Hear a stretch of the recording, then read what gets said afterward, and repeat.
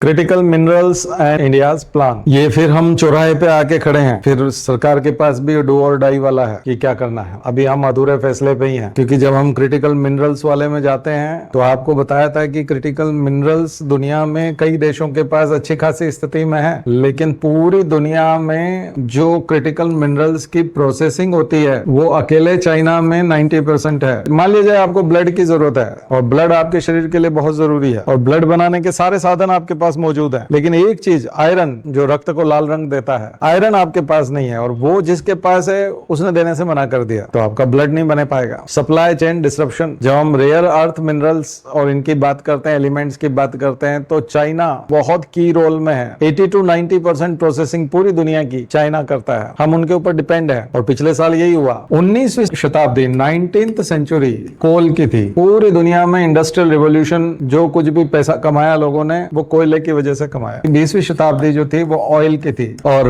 अब जो है नई शताब्दी है 21वीं शताब्दी 21st सेंचुरी जो है, ये रेयर अर्थ एलिमेंट्स, इनको बोलेंगे क्रिटिकल मिनरल्स। अब 21वीं शताब्दी जो है वो इससे गवर्न होगी, इससे चलेगी। सारा बिजनेस इसके ऊपर डिपेंड करेगा। जिसके पास क्रिटिकल मिनरल्स ठीक से होंगे, काम कर रहे होंगे, प्रोसेस कर रहे होंगे, काम में ले पाएंगे, वो आगे बढ़ेगा। और जियोपॉलिटिक्स भी इसी से डिसाइड होगी, और दुनिया में आपकी करेंसी, आपका ट्रेड और आपके एक्सपोर्ट इंपोर्ट सब इसी पे निर्भर करेंगे। क्या महत्व है? ईवी बैटरीज में लगते हैं, एनर्जी स्टोरेज सिस्टम में लगते हैं, इलेक्ट्रॉनिक्स मैन्युफैक्चरिंग में लगते हैं, और एनर्जी ट्रांजिशन के फील्ड में ये बैकबोन की तरह काम करता है। तो ये स्ट्रेटेजिक रिजर्व्स क्यों रखे जा रहे हैं 6 महीने के? क्योंकि हमारा डिपेंडेंस है बहुत ज्यादा इसके ऊपर। और जियोपॉलिटिकल रिस्क क्या है? सब कुछ चाइना पे निर्भर करता है, चाइना का डोमिनेंस है। और 2025 में भी restricted rare earth magnet export उन्होंने कर दिया था। सो यही कारण बने थे ग्लोबल सप्लाई डिसरप्शन के। मैंने आपको 2 चीजें बता दी है, एक तो